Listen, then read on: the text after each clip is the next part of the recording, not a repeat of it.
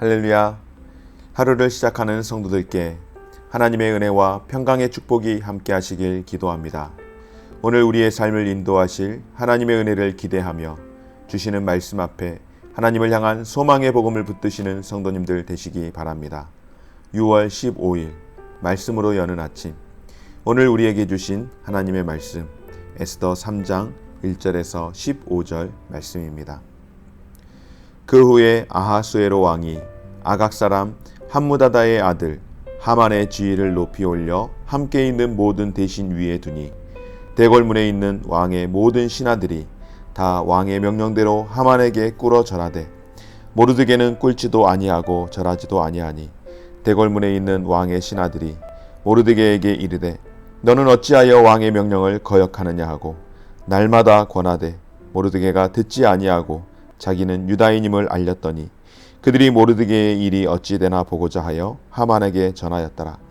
하만이 모르드게가 무릎을 꿇지도 아니하고 절하지도 아니함을 보고 매우 노하더니 그들이 모르드게의 민족을 하만에게 알림으로 하만이 모르드게만 죽이는 것이 부족하다고 생각하고 아하수에로의 온 나라에 있는 유다인 곧 모르드게의 민족을 다 멸하고자 하더라. 아하수에로 왕 제12년 첫째 달 곧 니산월에 무리가 하만 앞에서 날과 달에 대하여 부르 곧 제비를 뽑아 12째 달 곧 아다로를 얻은지라. 하만이 아하수에로 왕에게 아뢰되 한 민족이 왕의 나라 각 지파 백성 중에 흩어져 거하는데 그 법률이 만민의 것과 달라서 왕의 법률을 지키지 아니하오니 용납하는 것이 왕에게 무익하니이다. 왕이 옳게 여기시거든 조서를 내려 그들을 진멸하소서. 내가 은 1만 달란트를 왕의 일을 맡은 자의 손에 맡겨 왕의 금고에 드리리이다 하니 왕이 반지를 손에서 빼어 유다인의 대적 곧 아각 사람 함무다다의 아들 하만에게 주며 이르되 그 은을 내게 주고 그 백성도 그리하노니 너의 소견에 좋을 대로 행하라 하더라. 첫째 달 13일에 왕의 서기관이 소집되어 하만의 명령을 따라 왕의 대신과 각 지방의 관리와 각 민족의 관원에게 아하수에로 왕의 이름으로 조서를 쓰되 곧 각 지방의 문자와 각 민족의 언어로 쓰고 왕의 반지로 인치니라. 이에 그 조서를 역절에게 맡겨 왕의 각 지방에 보내니 12째 달 곧 아달월 13일 하루 동안에 모두 유다인을 젊은이 늙은이 어린이 여인들을 막론하고 죽이고 도륙하고 진멸하고 또 그 재산을 탈취하라 하였고 이 명령을 각 지방에 전하기 위하여 조서의 초본을 모든 민족에게 선포하여 그날을 위하여 준비하게 하라 하였더라. 역졸이 왕의 명령을 받들어 급히 나가매 그 조서가 도성 수산에도 반포되니 왕은 하만과 함께 앉아 마시되 수산성은 어지럽더라. 아멘. 에스더서를 우리가 함께 시작하면서 특징적인 것을 보았습니다. 바사라고 하는 이방 나라에서 여러 많은 민족들 가운데에 아주 작은, 사실상 멸망한 유다 민족의 고아 소녀가 왕후가 되는 그런 놀라울 만한 기적적인 일들이 일어났습니다.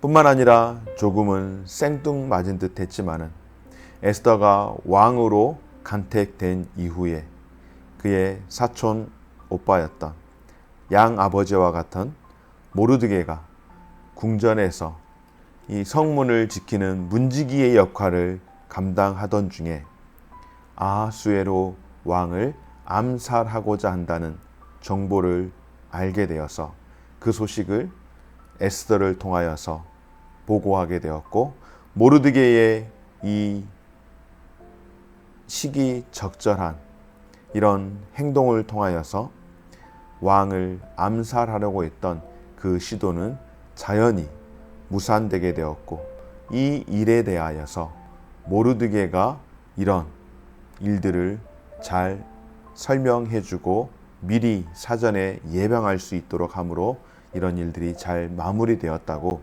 왕의 궁중일기에 기록이 되었습니다. 그런데 참 안타까운 것은 에스더가 왕후가 되는 것 참 기적과 같은 일인데, 상대적으로 모르드게가 오늘날로 말하면은 우리가 왕정 시대는 아니지만은 옛날 이 반역을 한다라고 하는 것 자체는 3대를 멸족할 만한 큰 징벌이 찾아오고, 또 그런 일들을 한다라는 것을 알고 그것을 미리 사전에 예방하는 것이라면 악인들에 대해서 철저하게 심판하는 것만큼 또한 그 일을 잘 처리할 수 있도록 도움을 준 공이 있는 사람에게는 마땅히 큰 상을 내려야 할 것 같은데, 모르드게는 이 일에 대해서 큰 공을 세운 것에 반하여서 아무런 보상을 받지 못했습니다. 그리고 오히려 모르드게와 에스더가 속한 민족, 유다 민족이 이제 곧 멸망당할 위기 가운데 처하게 되었습니다. 정말로 어처구니 없는 일이 일어난 것 아니겠습니까? 좋은 일이 일어났습니다. 그리고 좋은 일을 했습니다. 착한 일을 했고, 정말로 국가의 그 안위 가운데에 정말로 귀한 일을 했습니다. 상을 줘도 부족할 상황에 상은 고사하고, 모르드게의 그 일로 인하여서 하만에게 절을 하지 않는다는 이러한 일로 인하여서 그 민족이 몰살되게 되는 이런 어처구니 없는 일이 오늘 에스더서 2장을 지나 3장에서 드러나는 이런 급박하게 돌아가는, 급변하는 이런 상황들을 조금은 이해하기가 어렵습니다. 갑작스럽게 하만이라는 인물이 등장을 했는데, 이 하만이라는 인물은 바사 제국의 2인자입니다. 그런데 그의 출신을 보니 그는 아말렉 족속이었습니다. 그가 어떤 공을 세워서 그렇게 높은 자리까지 올라갔는지는 알 수 없지만은, 중요한 것은 이 하만이라고 하는 사람이 바사 제국의 아하수에로 왕 다음 2인자가 되어서 꽤나 교만했습니다. 그리고 왕은 이 사람이 어떤 공을 취했는지는 알 수 없지만 어쨌든 대단한 공을 취한 것 같습니다. 그러기에 왕이 그를 높였고 모든 대신들 위에 두었을 뿐만 아니라 그가 지나갈 때에는 모두 다 그에게 경배하도록 왕이 사실상 그렇게 명령을 한 겁니다. 그런데 모르드게만은 유독 하만에게 절을 하지 않습니다. 여러분, 모든 사람들이 하만에게 절을 하는데 모르드게 그가 뭐라고? 기껏 해봐야 성전 문지기이면은 급수로 따져도 제일 하위급 관료 아니겠습니까? 그런데 정말로 왕 다음이면 사실상 왕은 신격화되어 있을 터인데 최고의 높은 그 하만이 지나갈 때에 고개를 빳빳이 들고 서 있는다라고 하는 것은 하만이 볼 때에도 괘씸한 노릇이지만은 아마 주변에 있는 여러 많은 신하들, 대소신료들이 볼 때에도 모르드게는 못마땅한 그런 사람이었을지도 모르겠습니다.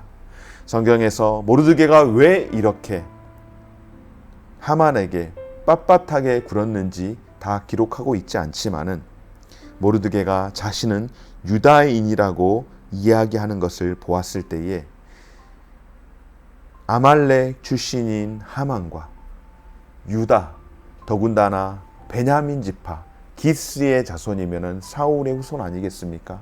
사울이 결국 이 아말렉 사람 아각을 제때 죽이지 않음으로 인하여서 결국 사울이 죽게 되어지고, 궁극적으로는 이 사울 가문과 이 아말렉 가문은 철천지 원수가 되는 대적과의 그런 대적의 관계가 되었습니다. 아마 그런 연유로 인하여서 모르드게가 하만에게 절을 하지 않았는지는 잘 모르겠지만은 분명한 것은 개인의 갈등이 결국 민족의 갈등으로 커지게 되었고, 이 일은 바사 제국에 거주하는 모든 유다인들이 한순간에 죽음을 맞이하게 되는 그런 엄청난 위기에 봉착하게 되었습니다.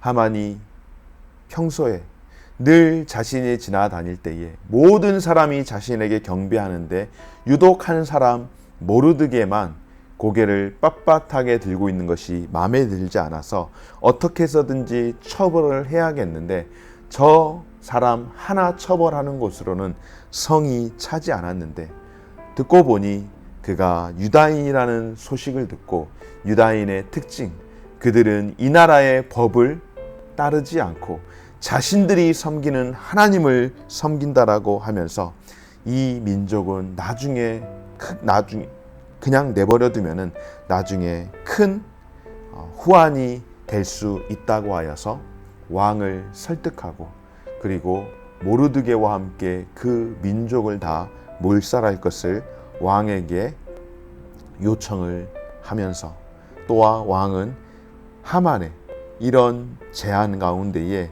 아주 흔쾌히 허락을 해주고 맙니다.